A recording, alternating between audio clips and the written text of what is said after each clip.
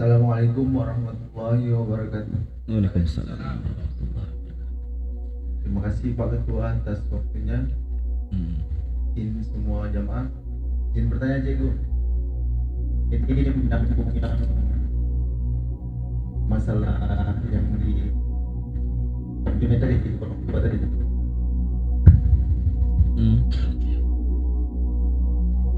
Yang seperti Cikgu jelaskan, guru itu kan di atas orang tua Cikgu. Oke. Kalau yang kita suami Kenapa?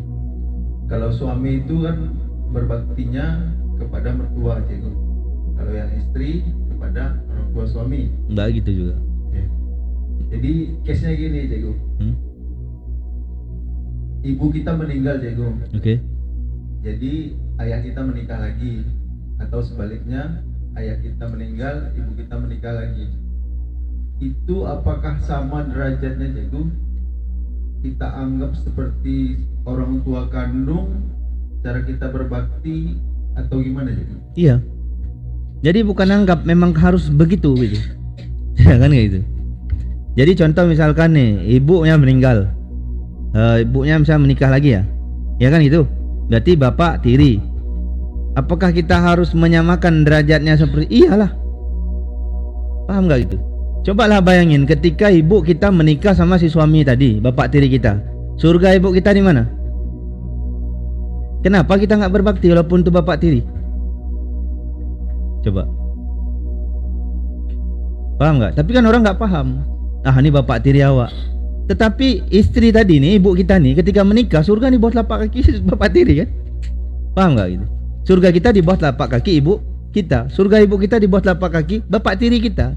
Berarti bapak tiri derajatnya di atas ibu kita. Orang paham nggak ini? Yang membedakan bapak tiri, bapak kandung itu kan status, betul nggak? Tapi kan derajat nggak berubah. Ketika contoh ibu kita nih, bapak kita udah meninggal, berarti cerai mati lah bahasa dalam KUA itu ya. Ya kan gitu? Berarti cerai karena asbab suaminya meninggal, bapak kita tadi. Menikahlah ibu kita sama seseorang. Disebutlah di dalam keterangan itu bapak tiri kita. Betul ya? Ketika menikah, bergetarlah arsy. Kan gitu. Saya nikahkanlah fulan dengan tunai. Ya kan gitu? Ada syirat ta'liq kan, ijab kabul ya. Ketika dibilang sah, bergetar arsy. Arsy itu apa? Tiang-tiang singgasana Allah bergetar itu. Kenapa? Saking begitu luar biasa tanggung jawabnya. Ya kan gitu? Terus kita alasannya itu bapak tiri kita. Tetapi kita lupa bahwa agama mengatakan ketika seorang perempuan menikah kepada siapapun laki-laki, maka surganya di bawah telapak kaki suaminya. Berarti bapak tiri kita itu contoh ibu kita ini, surga kita di bawah telapak kaki ibu kita. Surga ibu kita di bawah telapak kaki suaminya. Jadi jalannya begini nih, kalau kita mau masuk surga di bawah telapak kaki ibu kita di bawah telapak kaki suaminya. Kalau kamu berhenti di sana, berarti kamu berhenti, nggak masuk ke fase selanjutnya kan? Kenapa kamu harus membedakan nih bapak tiri ini bapak kandung? Kenapa kamu hidup dalam ketetapan Tuhan? Ngerti? Ngerti Cikgu. Cuman yang saya lihat aktual di lapangannya Cikgu, kejadian itu si anak ini merasa kadang, maaf cakapnya Cikgu, ibunya meninggal kan Cikgu, bapaknya nikah lagi, dia fokus ke bapaknya, nggak ke kurang ke ibunya. Itulah awak bilang selalu dalam hal ilmu manusia itu terbagi dua. Ada yang tahu, ada yang tidak tahu. Yang tidak tahu terbagi dua lagi. Dia itu tidak tahu, tetapi dia tidak tahu bahwa dia tidak tahu. Kalau dikasih tahu dia tidak mau tahu karena dia menganggap hanya dirinya lah yang paling tahu. Padahal nggak tahu. Golongan kedua dari yang tidak tahu, dia itu tidak tahu, tetapi dia tahu bahwa dia tidak tahu. Akhirnya dia mencari tahu supaya dia tahu.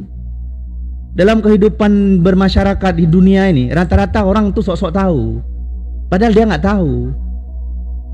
Contoh misalkan tadi, mohon maaf nih, contoh ya, bukan ngomongin orang tapi contoh untuk kita. Saya kajian nggak mau ngomongin orang lain, tapi kajian ini untuk kita, ngerti nggak? Tapi kan nggak masalah kita ngambil referensi dari kejadian. Contoh macam tadi, itu kan imamnya nggak ngerti. Kalau imam nggak ngerti, ngapain dia sholat ulang? Mesti dia sujud sawi.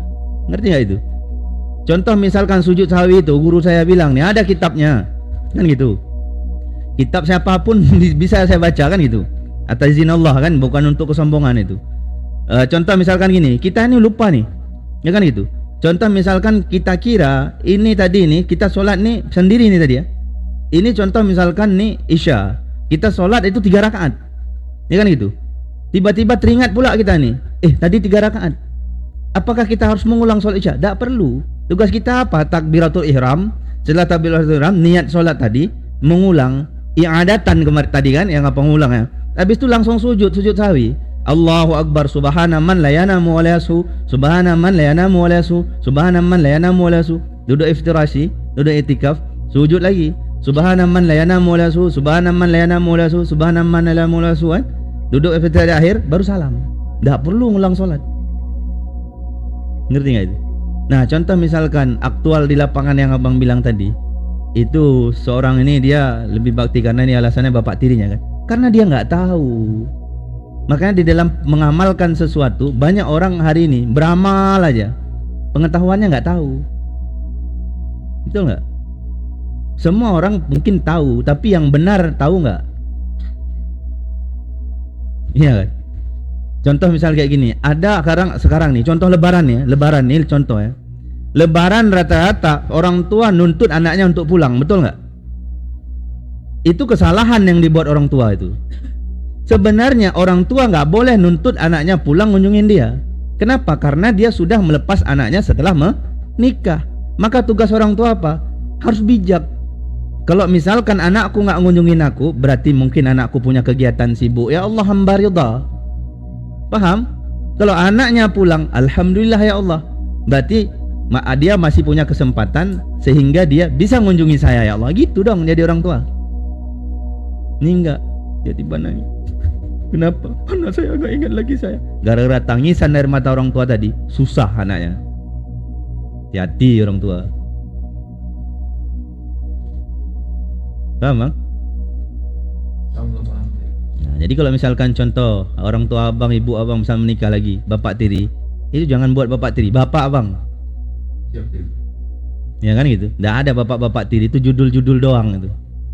Contoh misalkan nih, ada contoh misalkan siapapun menikah dia sama janda, punya anak, ya kan gitu. Dia tak buat anak itu seperti anaknya, itu kesalahan yang dia buat. Kalau kau nak nikah sama janda punya anak, kau cintai juga anaknya sebagaimana kau cintai istrimu. Kalau enggak usah kau menikah. Kenapa? Engkau hanya menambah masalah daripada kehidupan janda itu tadi. Ngerti? Nah, itu bukan ketetapan, tapi ilmu. Itu pentingnya ilmu. Terima kasih Cikgu, sangat jelas. Semoga dapat bermanfaat bagi kami semua. Saya akhiri. Assalamualaikum warahmatullahi wabarakatuh. Waalaikumsalam. Warahmatullahi wabarakatuh.